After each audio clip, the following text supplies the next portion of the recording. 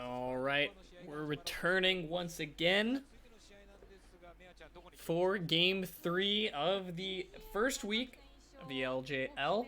Coming up, we got CGA Burning Core, but we came hot off the game of V3 versus Axes. And honestly, a game that was kind of, I don't want to say hard to jungle diff, because definitely we saw beautiful playmaking coming out from Ace throughout that game, but it definitely felt like the Boogie Ace show. There was just so many points at which, you know, Boogie's tracking allows Ace to just be the best Galio he can be, and the just mid 2v1s that they were able to come out with by forcing the Graves away towards these outskirt camps. Once you're forcing him towards his Krugs, he can't answer a mid lane gank. He's way too far to be able to come in and try to assist as a counter gank. Right. It was mostly a mid jungle 2v2 difference. Doesn't sound as cool as jungle difference, but it's basically what happened. And they just snowballed it so well into opposite side aggressions from that V3 always came on top of. Definitely. And you know me, I love watching jungle play out in pro play. I think it's one of the most interesting things, and I think when you see sort of a really good jungler starting to exert pressure like that on the map, it just shows itself so beautifully throughout the rest of the game, and I feel like Boogie demonstrated that wonderfully throughout that game. But as we go into game 3, we're gonna have CGA versus Burning Core. Now, Burning Core, this is gonna be their first game up of the split. Now, Burning Core also is one of the teams that has a new player rotating up into their lineup. They're replacing their mid laner Roki with Eugeo. I do believe I'm pronouncing that correctly, but I can get more on that later.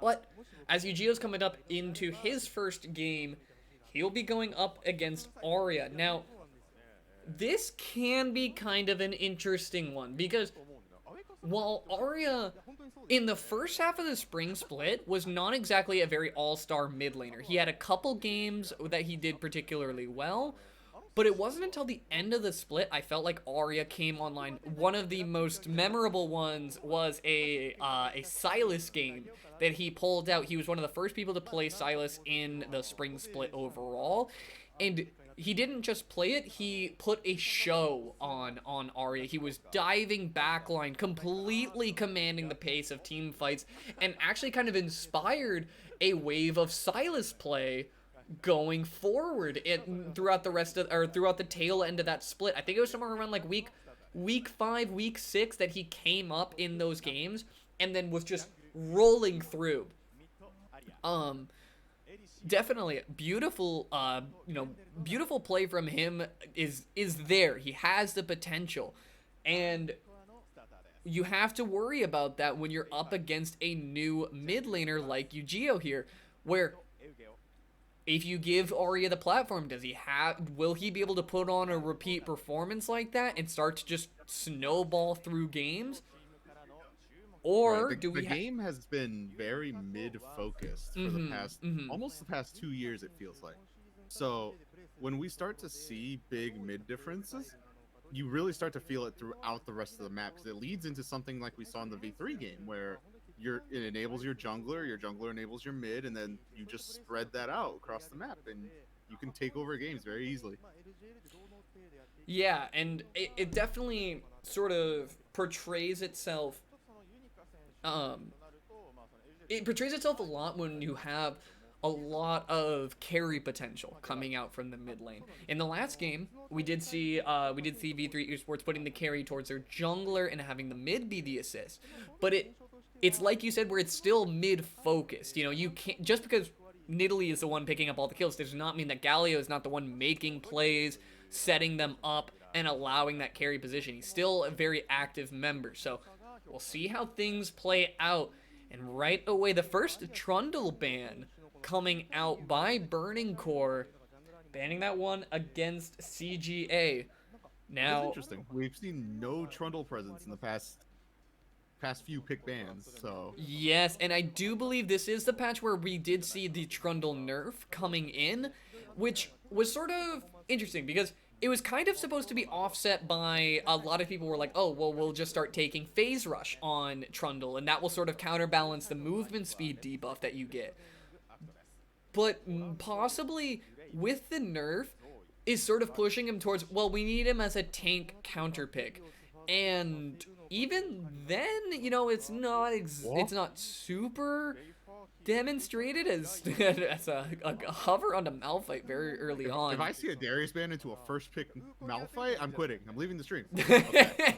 would be a bold opener to enter in on if you are Burning Core here, but they will lock up the Aphelios for themselves. Decent amount of priority being shown over to Aphelios so far in this game and the last one as well. And will we see the Misfortune pick up from CGA, or what is left up is the Senna? This is the first time Senna's making it through the ban so far, so another combo we have open is the Set Kalista. Set Kalista, and yeah, another AD carry that's kind of made his way through. Varus, of course, still staying away from the meta still staying away from the pick side for now. And as you say it, Kalista going to be locked in, an early aggressing champion into this Aphelios. So an important note for the Set is Set supports have started to take Omni Stone. Sorry, it's such a rare keystone. I never get to say it. But due to a lot of the AI changes with Omni Stone, where it'll randomly choose a keystone, a lot of Set supports will get things like Predator off their first couple of backs, and that enables things like early lane games. But as we see the next two picks, we get our top laner and our jungle or mid. He could be flexed Echo. Yeah, kind of a bit of flex opportunity kind of all around there. I don't believe we've seen a ton of Wukongs moving into the jungle. We haven't seen like too many, even in the LPL, a lot of it ends up going towards the top side, but the Echo is definitely a flex pick opportunity, and while that flex is still up, CGA can still pick up their mid on that B5 pickup. So they have the opportunity there. But while it's still up, CGA has to think about what you're picking into an Echo or what your jungle matchup is going to be. Like, if it commands a decent amount of respect from the side of CGA. So a good look for them here as they try to tackle some of Set's worst matchups, things like the Nautilus that can straight up brawl with a Kalista. Right, and definitely taking Sylas off the table from Arya, like we mentioned, you know, his performance on it prior in the spring split. Not a bad champion to take away, and I feel like definitely, like you mentioned, those brawly champs are just kind of where the meta is right now. And with both Burning Core and CGA setting themselves up for kind of this all-out brawl, the thing that sort of worries me is, does Kalista have the room to get the damage out that she needs to? If Wukong is diving her, does she just get blown up right away? Do you have the peel options available? And CGA going to be dropping their flex potential on the Set, sliding him into the jungle position for sure, as they lock themselves in Thresh to reserve that mid lane counter pick. That makes sense. They definitely want as much peel as possible when they draft a Wukong Echo. Right, and you know, it's that sort of pick option where now, you know, you're going to lose out on the Echo pick, but the Yuumi pickup is actually a really good one to... No, don't do this. No way. This is something we don't do. The Lulu. It's a Lulu mid pickup. Not the first I've seen in summer so far. Yeah, it has been showing up a bit. The return of the enchanters into the mid lane. Now the interesting thing is this is a blind pickup. So CGA has their choice of champion to run into it. But this is a first-time pro play mid laner now. You're sending Yu-Gi-Oh, fresh-faced young lad, into Arya on Kassadin. So Arya, if you're going to kind of, you know, show your veteran status and try to assert yourself in the game. This may very well be a game to do it. Right, but we talked about taking the Thresh for Peel for your Kalista. Let me tell you how little a Thresh is going to do against a Lulu Yuumi Echo.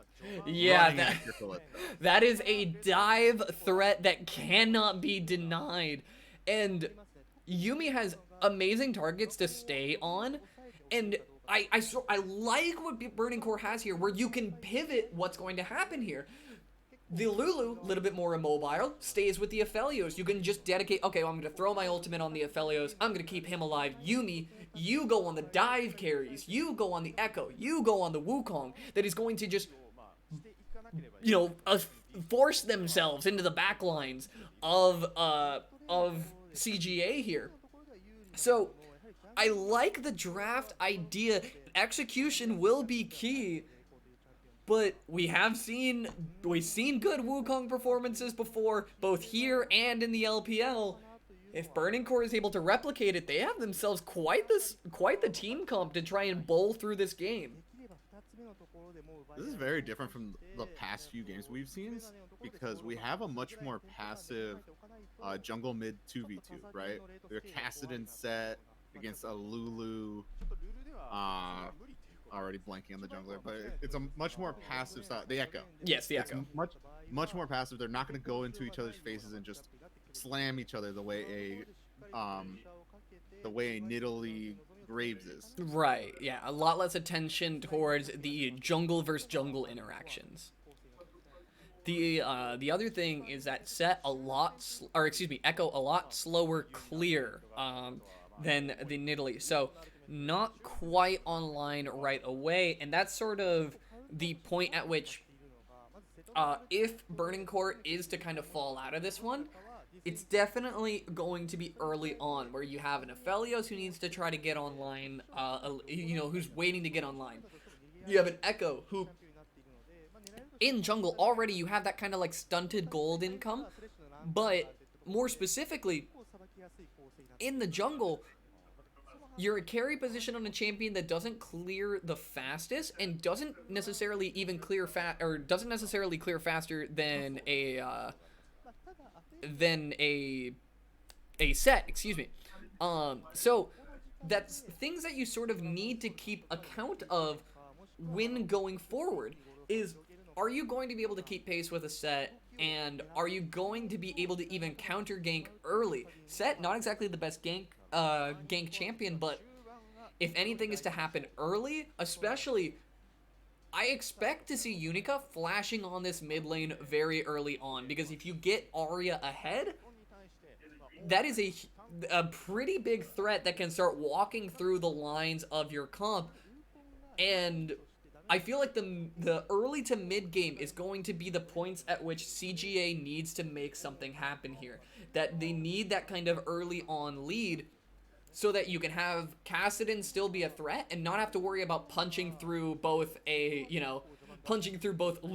and Yuumi on an Aphelios, right? Late game, that is not going to be an option even for a Kassadin. Right, and the Kalista's life just gets harder and harder the longer the game goes on. Right, these... Dance around all you want. It's not much you can dance around a Wukong and an Echo. Exactly. I feel like, time ago, the last time we saw Kalista showing up in the meta a lot, it was a much different story, right? We saw a lot of the Kalista was a response to tanks coming around, and so it turned into sort of like, you have this infinitely stacking damage AD carry that can just, dance around these tanks, put in a ton of spears, and have high rend damages. That was sort of the idea behind Kalista. Now, right. And that was why we got Kalista top as like a counter pick. So we didn't see as many of these mobile top laners. Now we have things like Wukong. Yeah, we have Wukongs, Renekton's, and things like that are easy to kind of or that can easily get onto a Kalista. So her sort of posture throughout the game changes drastically between the lane phase and the team fight phase, where laning, you have all the aggression in the world on an Aphelios Yuumi lane. That is a lane with no dashes, no escapes, no defensive tools other than Aphelios turrets, and you have a Thresh backing you up. If you want any kind of aggressive patterning, that's where you have it. Also, into an Echo. Echo can be kind of a liability on early ganks if he doesn't have ultimate, but that's a long time to go where Echo is not able to get a lot of presence unless he lands a stun. So, going to be kind of, I feel like bot and mid are going to be the lanes of attention for both junglers here, where you need this Aphelios to survive lane, and you need the Lulu to survive lane on the side of Burning Core. I'm very curious to see where this Lulu gets so much of its strength from that we're seeing it rise in priority, because there hasn't been really any balance changes that would warrant her rising up so much. So it's usually when things like that happen, it's a different take of a meta read that causes it, right? Or like a solo queue thing. But because like Enchanter's mid is not a solo queue thing, you know what I mean? So right, yeah, it's no patch notes for Enchanters has been seen for some time. I believe the last one was Karma, if I'm not mistaken, and it was just changes around her Q, nothing too drastic. It was just sort of a balance change. I think Janna might have also gotten a offhanded buff or nerf somewhere in there, but it was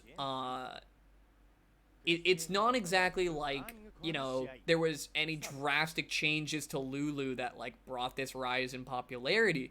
It's sort of come about from Burning Core's desire to, in this game at least, it's come about from Burning Core. We want to have an Aphelios. We want to have this carry, this AD emphasis on carry that we can survive the likes of CGA. So we're gonna have two supports that can play with them, but Yuumi can only play for one at a time, you know. And so if you want to have Yuumi on these other two carries between the mid and top lane, you still have Lulu, who has plenty of peel on his own, who has plenty of survivability for Aphelios on his own.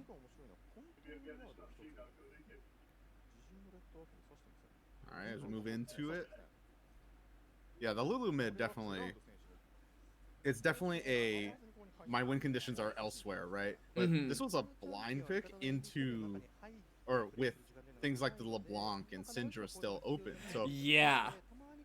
So it's definitely something you're pairing knowingly with your Aphelios and your Echo, and you know that's your main strategy moving forward. Yeah, it's a very scary proposition to walk forward on. And that's sort of what makes it so bold, and I worry about this Kassadin pick, because it's not exactly like Kassadin has a very strong lane. The best you can do is take Electrocute into a melee matchup, but this is a ranged matchup. And Arya willingly picked this into it. He knew what he's getting himself into. So I hope for the side of CGA's side that Arya is prepared for this, because it feels a little awkward to me, and that's why I'm worried about it, because Kassadin is a little bit known for those mid to late game kind of positions, where he's a little bit more brawly and has a little bit more, or he sort of transitions into an assassin with he gets Lichbane and things like that. But at the later ends of the game, are you really going to be standing up to a Yuumi'd up Echo and a Aphelios with a Lulu behind you? It was definitely one of those picks where he didn't pick it for lane, so he's going to need to perform in the later ends of the game if that's what you're drafting this Kassadin for. I felt that cannon miss in my soul, though. Yeah, it's never a sight you want to see. But it's interesting because both teams can handshake, or at least early game, maybe not mid game, but they can handshake early game into a farming. The only exception is really the bot lane deep ward. Concerned me for a second. Yeah, but running up there a bit deep, but suppose he had Lantern to make sure he was going to be able to get out of that one okay. Right, the bot lane is really the only place you want to get an advantage in lane as much as you can, right? That's why you draft Kalista plus anything. But like your Kassadin, you really want to scale. Your Ornn is totally fine scaling. It's just a matter of can your Callista stay relevant while this scaling happens, or will she just get run over? Right. You know, it's Callista's time to shine, as it were. And one thing I will say is that once off the clear that he has so far, is actually in a great position, but Yuhi gonna be forced to cleanse out of that one. One summoner spell down, 2 or 3 more to go. But the summoner spells on Aphelios are really the ones that matter, because you burn your cleanse, that's one hook that, you know, that's your gimme. It's very 3 strikes and you're out. You have a cleanse, you have flash, and you got nothing else. And at that point, you're going to, that's when it really starts to matter, and these hooks start to mean a lot more. Yu-Gi-Oh getting run at a bit by Unica here, who's just happy to cross the mid lane directly. Running straight up to Once, who's going to try to sneak away with this Gromp in time. It looks like Yu-Gi-Oh kind of harassing a bit just to buy his laner some space. Will be able to deny that, or deny him from getting to Once and zoning him away from that Gromp early on there. Wow, LJL has the technology. Yeah, I do like this first jungle route, and you know, the full clear coming out from both junglers is a little bit indicative of what you're talking about with, you know, just kind of handshaking the early parts of this game to just farming. And I worry a little bit for CGA because, like we said, you know, you need to be acting early. Echo is totally content to be just farming up, especially once he gets his first jungle item. His clear speed takes off from there, and that's really where things start to get a little bit dicey for the side of CGA, because once he has that jungle item, that's usually when he's cresting into that level 6, and that's where things start to get scary. First Drake pickup is a good sign for CGA, especially with an Ocean Drake. Allows a little bit more aggressive patterning in the mid lane, now that you have Arya on level 6, and in the bot lane, which you want that Callista being as aggressive as possible. Right, it's a bit of a gimme Drake just because of how much stronger the Thresh Callista is into an Aphelios Yuumi. There's just no contest that can happen there. Your mid laner is a Lulu. You're not walking up to a Drake. Right. It's definitely one of those, you know, like you mentioned, it's not very jungle to jungle focused. Once is doing his best to just try and snipe away camps so he can reserve as many safe camps on his side of the map, which is very good early on, because you want to make sure that if Yumika is going to just engage in this farm to farm game, taking away any of his camps is that much more important. A lot of the jungle changes that came in with no catch-up XP and things like that are sort of, they're very, very important in matchups where if you're just going farm to farm with your enemy jungler. And right now, Echo is getting the better end of it. 51 to 37 CS there. And it looks like Yumika going to clear out the pink ward on the top side. Means he can't be too aggressive onto this top side, but will be likely going up there to clear out the vision. Make sure RayFarky can't be too aggressive onto the Ornn in the top side. Right, this is probably the calmest early game we've seen so far. And it's expected with these drafts. Yeah, and one thing is, I don't think we commonly see Tiamat being picked up by the Wukong in the top end of this map. I think it makes sense. The Ornn's push is just insane by the time he's level 3. Right. And Wukong has no AoE abilities whatsoever. His closest AoE is spawning a clone, so you can have 2 autos instead of 1. It doesn't work. You need a Tiamat if you're going to match that push. Right. It's, you need to be able to move the waves back over and over again, especially in case any mid or any jungle fights do break out. RayFarky is a little bit more potent in there with the Conqueror, so you want to be first to rotate. You don't want Nap to be able to use his ultimate at long range. You want to keep him dealing with waves as much as he's making you deal with them. This is interesting. They play out the full lane swap. The Callista and Thresh commit to the top lane. Yeah, I like the rotation in essence. It's sort of like aggressing onto this top line and sort of keeps RayFarky from getting too far ahead. It's a little bit risky because it's like we talked about earlier in the last game. where rotating things for a Rift Herald and allowing an Aphelios to just free farm a lane is somewhat iffy. It's scary at times, right? Because you don't want to let the Aphelios just get free gold, especially in a lane where you're supposed to be aggressing on him as much as possible. Right. He received, I think it was 2 turret plates and at least 3 or 4 waves just for free. In a lane where he really should never be able to. Like, it's still a pretty good advantage for the Kalista that we expect, and she's holding on to the Rift Herald, so anywhere she goes, you have to respect the possibility of tower damage. Right. But sort of steroids back into Gango, but it, possibly an opportunity here. Yumi's pretty far behind. We do have Yu-Gi-Oh rotating down here already, but this is a lot of solo gold going back over to Gango, so an upwards trade in gold for the side of CGA here. But ultimately, gold across the board staying relatively even. I think CGA actually ended up playing it well. I was a little worried when they committed to the top side push, but they just pushed out the wave, went back to bot lane, and wanted to continue the pressure up. If they had just split the difference and put top laner versus bot lane, it would have been, I think that would have been really bad for Core, but they didn't end up doing that.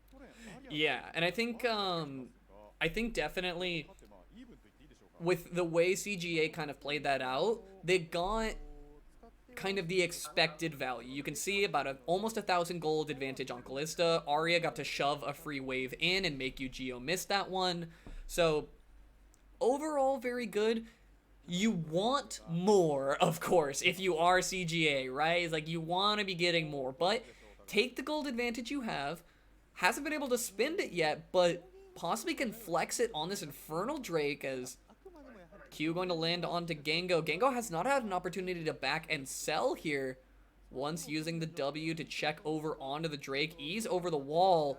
Pings come out from CGA. They are going to walk into this one once. Might have put himself in a little bit of a rough position, but Yuhi first to rotate up here, can't even afford to clear out that pink ward all the way. Will get it and dodge out on the death sentence. Very close there as they walk down onto the bottom lane here. The ultimate, the final chapter coming through. 1 kill going over to the Yuumi. First blood there as if Call of the Forge God comes through. 2-man knockup, but nothing that they can capitalize off of just yet. Grendel going down, man advantage. Burning Core will be able to secure the Infernal Drake here.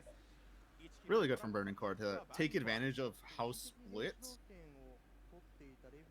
the bot lane was from their jungle, and they just CGA was not able to punish the Echo for dashing into the Dragon Pit. So you take the advantage where you have the advantage fight, and they just blow up the Thresh. You do take the advantage, but once is looking for a cheeky play here. Grendel's gonna. Oh, Grendel almost.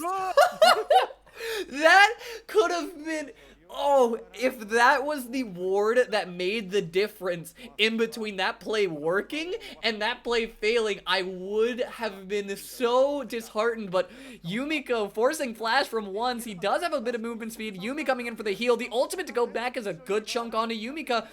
But now he's forced to come back in. The flay is good on the multiple members, but the stun from the Echo is going to come in. Is it enough to buy time? Aphelios going to go down there. Grendel blinking HP bars, but Arya comes up with 2 now before Unica is able to fall, and my stream is buffering. We're back as Gango might be able to find this last kill onto Yu-Gi-Oh. No, it's going to be Arya flashing forward. A triple kill for him, and overall a 3 for 2 on the side of CGA. 2 carries down and a Lulu to boot. That is 3 kills over to Arya. And now that is 1 scary Kassadin walking forward into this game. It took a missed ward and it breaks the game open. Right, and I like the idea from CGA. You're trying to punish once. You want to be able to aggress onto that. And it works out for CGA very well. You can chase down the Echo that does not have the items and damage that he needs. Contesting for this crab was a little bit greedy, and once is forced to flash away. Burning Core, you have the teleport coming in, but the pillar, oh, that was a pillar stop. that actually changed the teleport and completely changed the route for Burning Core. With that teleport coming in, you have Cyclone coming in. That could be a good multi-man knockup, but it completely changes the places. Now CGA can be as aggressive as they want onto that bottom side. The tiny pillar knockup. And this is where, you know, we've talked about before how Roa can kind of be a divisive item for Kassadin and for other mid laners where, you know, you buy it and you lose out a bit of early game power, but you gain those later game tanky stats. What's a great way to kind of suffice that early loss from buying a Roa? 3 kills over to your mid laner like that. That'll do it. That'll give you power. As Rift Herald going down to about 3k HP, Call of the Forge God comes in. Yuhi's the target, but he dodges out on that one. Ray with a multi-man knock-up of the lost for the final chapter coming in. That is going to be Nap, forced to flash away. The Moonlight Vigil goes on to Gango, but Grendel's the one who's going to be going down here first, as now once flashing forward, will find a kill and ultimate back out from that one. 2 kills over to Burning Core, and they were able to secure the Rift Herald, immediately spawning it up onto this mid lane. Burning Core looking to immediately snatch that advantage back that they lost on that dragon fight. There we see what could have been as the Wukong engage followed by the Echo Chase just runs down all of CGA. Right, and it's just, you see how valuable this Wukong can be in a team fight. We've always talked about how Ornn, the big meaty knockup from the ultimate, that's just this huge team fight tool. But what does it mean when you have a Wukong who is ultimately kind of doing the same thing, a little bit harder of an engage because he has to be in the middle of everything, but still a multi-man knock-up can do it twice fairly reliably and has that kind of W stalling mechanic that he can play around. Very difficult to try and deal with. And note the difference. Ornn does it from a screen away. He's not an immediate threat. He's not usually right in your face after knocking you up with his ultimate. Wukong is standing on top of you the whole time, dishing out damage and following up with auto Q cancels and just tons of damage that he can dish out. Ornn can't do that. Right. There's just, you can't keep the same amount of tempo with a Wukong who's, you know, and look, we always talk about how Ornn is a lot of things, and the damage is something he definitely has. But when you compare it to Wukong diving your carries, there's a slight difference there. And the sort of unfortunate side is Arya is not able to get the full value out of his 3 kill advantage, and neither is Gango having 3 assists on him. But with Yuhi picking up those 2 kills there, or picking up 2 of those kills and propelling themselves into a little bit of gold evening, this is where Aphelios is at a make or break point. He's not the strongest he can be, so CGA has opportunity, but if it doesn't work out in their favor, and, you know, you end up setting this Aphelios behind, that's where he can start being run over. And Burning Core going all in onto Arya here, forcing him to get over the wall with the Void Walk. Might have an opportunity to come back in here. A lot of damage on, but gets baited. Once holding the ultimate beautifully there, actually baits Arya back in. A huge shutdown over to him as CGA is routed. No jungler to speak of. That will be Mountain Drake going over to the side of Burning Core. Burning Core is just playing these fights so well. Yeah, and it shows the amount of shielding and heals and just like stalling that you have with this many supports. There's a great hook over to Yuhi. Grendel with a good find here. Will they be able to get much off of it? Good knock up from Nap. They have an opportunity here, but the turret shred is just too much. Gango's forced to flash away, and now Nap is going to be able to pick up Yuhi here more than likely. No! The PTA and Yuumi heals keep him alive. That is Nap punished for the sins of Aladios as Gango and Grendel just try to salvage something. You want to be able to knock him down. You're saying, okay, we need to shut down this Aphelios. Cash in on that shutdown gold so that we can run him over later. Not quite the case, as Gango and Grendel, no flashes now, as they're forced to back away, and Yuhi picks up a kill for it.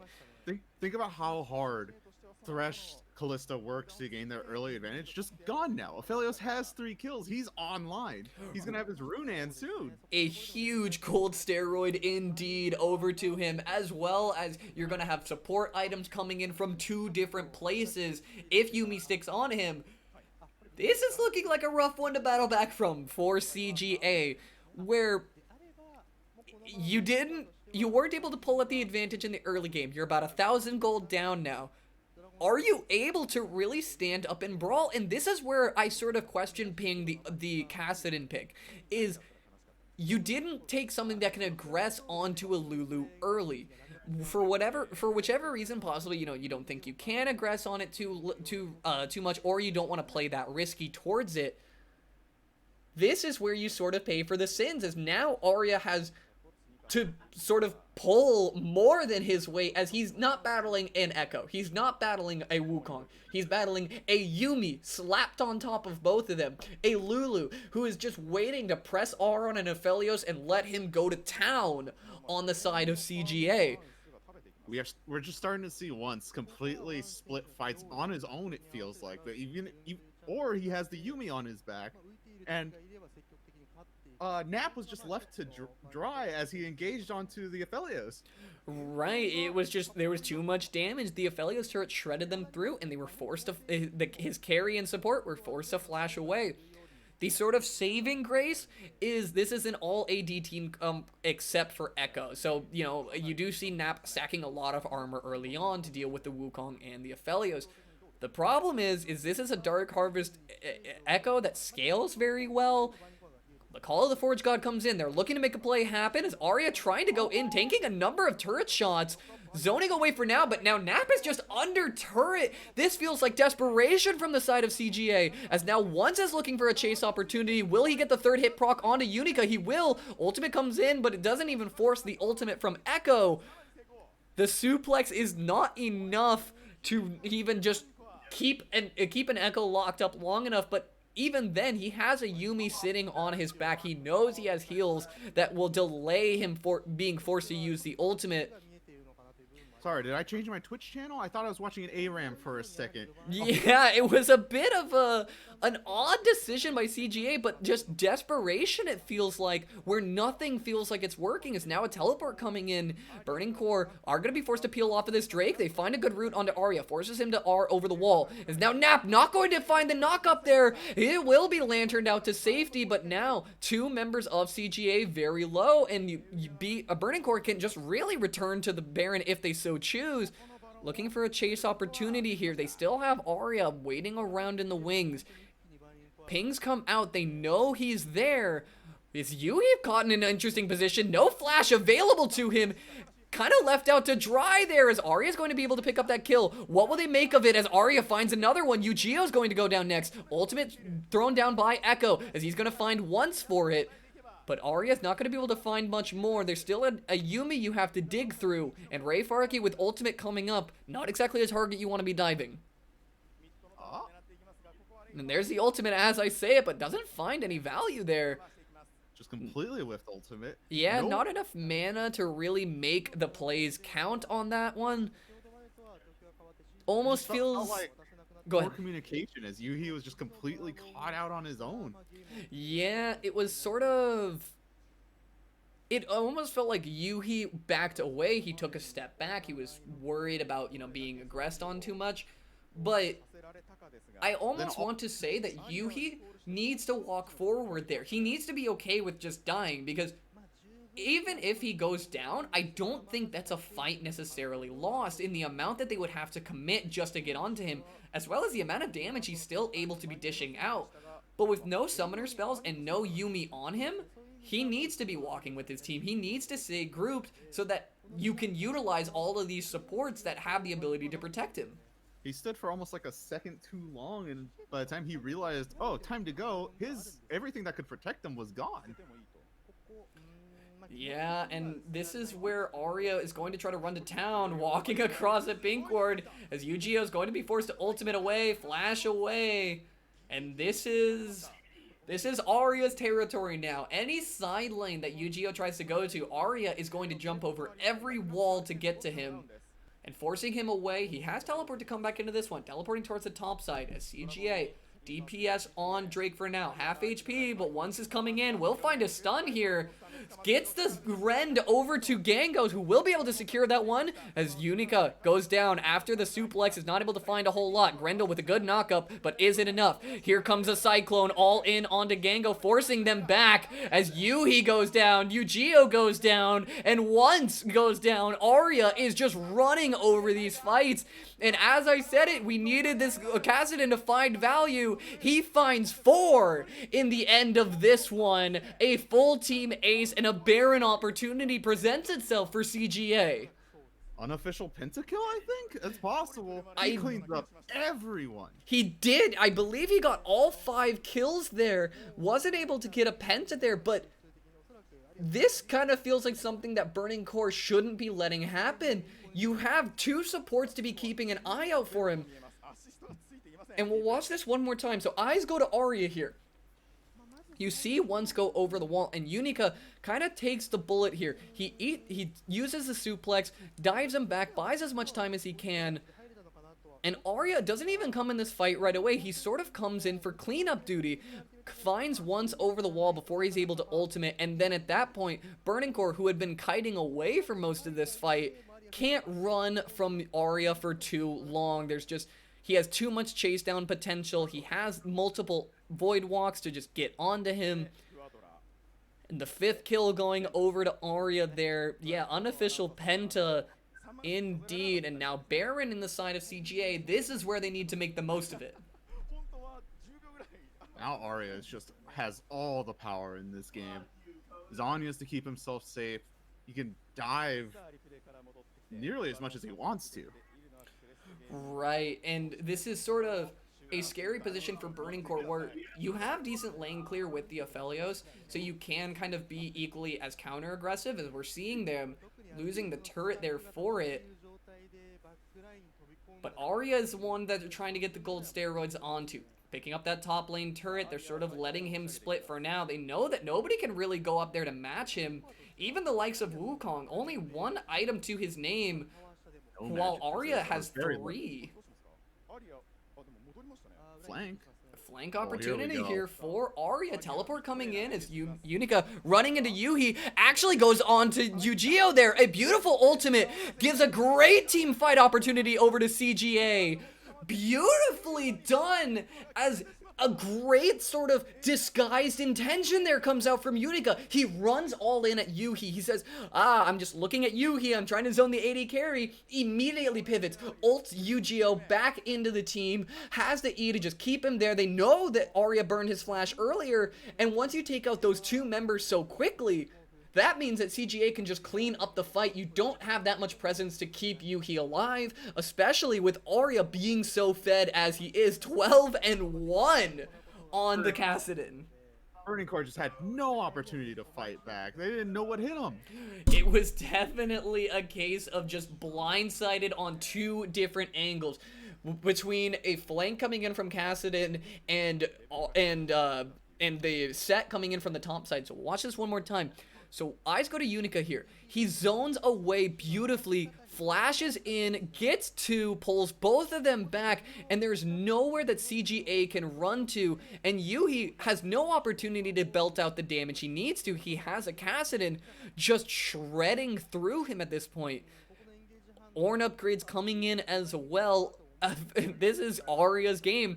Like we said, Arya needed to pick something with a carry opportunity, and carry he definitely has on this Kassadin. I just don't even see a way Burning Core can respond to this. Let's say best case scenario, right? Your Yuumi, Echo, Wukong dive and kill Callista Thresh even. How do you stop this Kassadin? Right, there's too much, and it sort of pivots attention, right? Where, it's we dive the AD carry. That's what our comp does. The AD carry isn't the focus.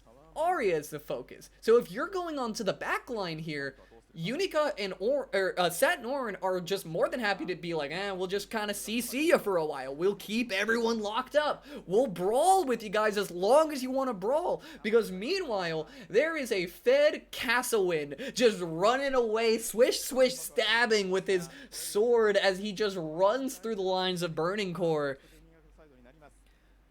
And what I am loving to see is CGA's Unica performing once again a great ultimate back-to-back performances. That's what I love to see coming out from rookies. You want to see those all-star performances coming out early on. So giving set jungle to him twice, it's paid off twice so far. Definitely making it work. Now, this is sort of the pivoting point for Burning Core. So this is your last opportunity, right? You have set you're almost 6k gold in the hole. How do you battle back into this? Where is your opportunity back into this game? All right, listen. As soon as they figure out, they gotta have to let me know, because that is a Kassadin with stopwatch Zhonya's at level 16. What do you do? The double stall mechanics just buys so much time, and who loves time to do damage more than a Kalista just stacking spears in? You see Death Dance already on there to try and just be a little bit tankier and allow your rend stacks to keep building up. You can see Arya just deleting waves on the bottom end here. That is 3 levels over anyone else in the game. He's not diveable in any way. Void Staff already completed, so magic resist is no longer an option for Burning Core. How do you battle past this one as a hook lands onto once is going to immediately force the ultimate out. Lantern goes over, but they make the call to go forward. Yuhi gets a huge HP bar out of that one. Flashing backwards is kiting this one out very well. CGA may have bitten off more than they can chew. Arya goes down as now Unica, doing his best to just buy time for his team, will be traded out in the end. But CGA losing 2 there. Just going way too far forward. He dove into 3 people. He thought he was free to go. Arya heard. He was like, there's no chance. I'll dive it. But now CGA are on to the Nexus turrets. Another great hook from Grendel. Not going to be able to capitalize off right away. But Yuhi is just going to solo turret with Proud in the bot lane, and I love this play. It's sneaky, it's not there, but the teleport gets snuffed out by Grendel. A beautiful look by the support. Grendel, multiple hooks now are just kind of the only way back into this game as he's making play after play. But CGA are going to try and base race now. They have a wave coming in, and Baron is about half HP last we check. Yep, 4k HP left. If Burning Core is not able to complete this in time, TP into base? They're going for the race, and here it comes. Arya does so much damage to these turrets. Lichbane might have been completed on that most recent back. Unica's now here. He has smite opportunity.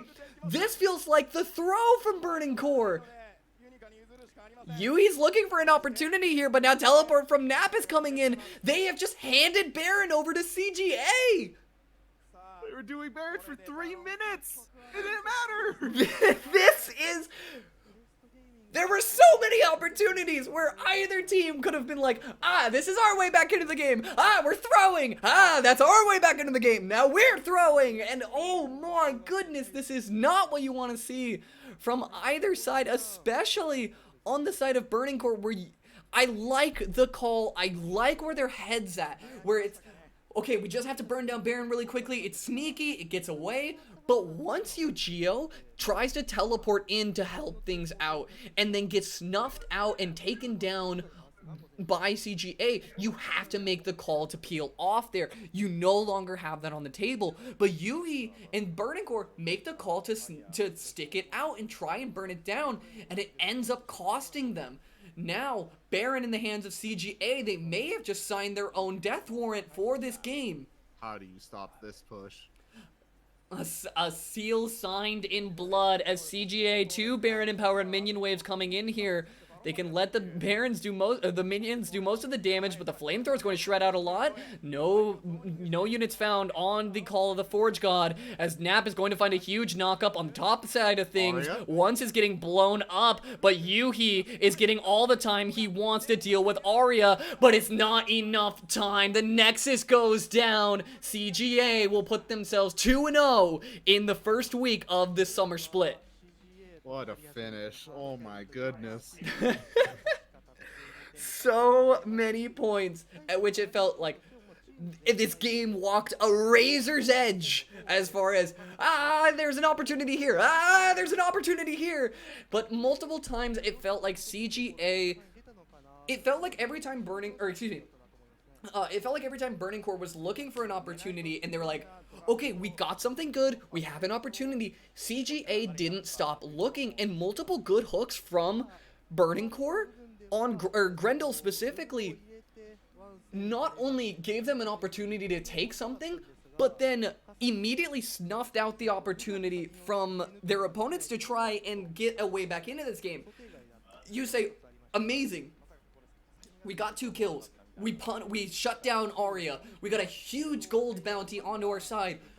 Let's try to make the most of it. And Grendel doesn't stop looking in that game.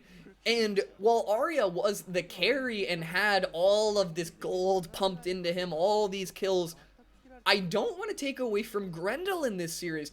With 3 back-to-back amazing hooks that gave so much to the side of Burning Core that easily could have prevented them, having to battle a much harder fight, and ended up being the difference maker in sealing out that series. Right. If they just back off there and back, then that's just Baron for free. That's being able to hold off waves for at least a couple minutes into the next dragon, and who knows what happens there, right? Maybe you catch Arya again. They proved that they can catch him and finish him. They had enough damage. Right, and it's definitely one of those situations where if I sort of love to see plays like that. I used to talk about it on the FGC all the time. I love bad melee, I love bad fighting games where these moments of there's so much mental pressure in these heats of the moment that you're like, we need to scramble, we need to keep going, we need to do this, we need to do that, and that was where Yu-Gi-Oh cracked. He teleported, well, that was where it started with it started with CGA cracking. They were like, we just need to go deep, we're fed, let's dive. And they get shut down for it. And then, they were like, they had their eyes on the prize too much, and they ended up getting burned. They flew too close to the sun. Then it turns on its head, where Burning Core is like, okay, no, we have a chance here. We have a chance. We need to make a call. We need to do something decisive. Let's go to the Baron. And Yu-Gi-Oh tries to teleport. And in that moment, Grendel, keeping a cool head, finds a hook, and then immediately balls back in CGA's favor, where you're like, okay, now this is, we cleaned up a little bit. Now we're back in we can fight for the driver's seat again. And Burning Core, I like the call to stick out on the Baron. I think in theory it works out, but it just took too long to burn down the Baron with only 2 people on it. And it was really the difference maker that they weren't able to seal away the Baron to help them hold off. By that point, Unica has respawned, ran immediately over there. Nap is teleporting in to make sure that there's no steal opportunity available. And in the end, goes the side of CGA, but definitely one of those games that could pivot very quickly if a couple plays go a different way. If, Yu-Gi-Oh doesn't get hooked there, who knows what could have happened in that game. Definitely a lot of opportunities. For me, I think the most important moment was once was running over to help with the Baron. That's your smite, right? That's a lot more damage than just a Felios Yumi on your Baron. Mm-hmm. And he made the choice to back and try to help his Wukong, who was solo holding turrets 1v3. And I think it ended up being the right decision because the Kassadin TP'd in right away. Right. And if you don't have Wukong Echo there, you just lose the game. But the consequence was you have your Aphelios just sitting on Baron for 3 minutes until a set comes in and takes it. Right, and we saw even moments ago in that exchange where Aphelios Flamethrower was the only thing keeping them alive. It was the only thing that was clearing out those waves. Even Baron's empowered super minions were just melting. Aphelios gone, you don't have lane clear. Lulu is not going to lane clear for you. Echo and Wukong have to be in melee range. Those are no longer options. We will be taking a break, though, before we get back for Game 4. For everyone who has been tuning in and following, it is much appreciated. To K-Bike and Danmaku, really appreciate the follows, guys. It's, I mentioned earlier, I'm just mentioning this in between every game. The way I'm going to be doing